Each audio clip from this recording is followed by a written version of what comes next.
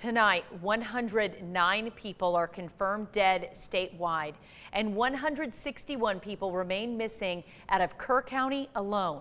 Well, late this afternoon, Governor Abbott toured the hardest hit areas by helicopter. Damage estimates are topping over $20 billion, according to experts. However, FEMA and state agencies haven't yet released a figure. The loss of life is catastrophic throughout the Hill Country, making it one of the deadliest floods in state history. The governor said the state of Texas is providing grief counselors with 5 organizations to help begin families and help them in those hardest hit areas. So many families are going through grief that's beyond anyone's comprehension right now, beyond any of us being able to walk up to them and give them the magic words that will make them suddenly feel healed. And sometimes there are no words, just action. The governor said during the upcoming special session, lawmakers will consider ways to improve public safety. House Speaker Dustin Burrows says lawmakers will listen and to the community and experts on how best to address this crisis. Search and recovery efforts continue across Texas, and we know in Kerr County alone more than 160 people are still missing. John Taylor traveled in from North Carolina as a volunteer ambassador for Heroes of Humanity. He says groups like his are working with various local, state, and federal agencies. Taylor explained how combing through the debris is no easy task. This isn't just like a pick and pull situation where it's just like, oh, I could just dig around through here. Like, these are very heavy logs, very heavy objects.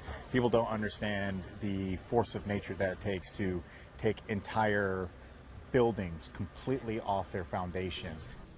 There is now a hotline to report missing people. That number 830-258-1111. That number is on your screen right now. Governor Greg Abbott said more people could still be missing, specifically people who were not at a camp or hotel. He asked if you have a friend, family, or anyone you may know who is missing to call that hotline. As the death toll continues to climb following the tragic flooding in central Texas, rescue operations are also intensifying. Authorities urge people to remain cautious as emergency crews are deployed both on the ground and in the air. NBC's Jay Gray reports from Kerrville. Hundreds of first responders for the 5th straight day overhead and on the ground, fighting through the muck and mess, a mission fueled by an unwavering hope they can bring dozens still missing home.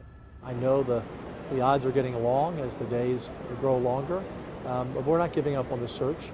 Continuing that search around the clock, using every resource available across Kerr County. With hoist teams, 12 drone teams, 10 K9 units, 9 swiftwater boat crews, 15 airboats, 16 UTVs, and 169 four-wheel drive vehicles. There is a slow shift now to cleanup and recovery in some of the hardest hit communities, with shovels, wheelbarrows, hammers, and an unwavering determination.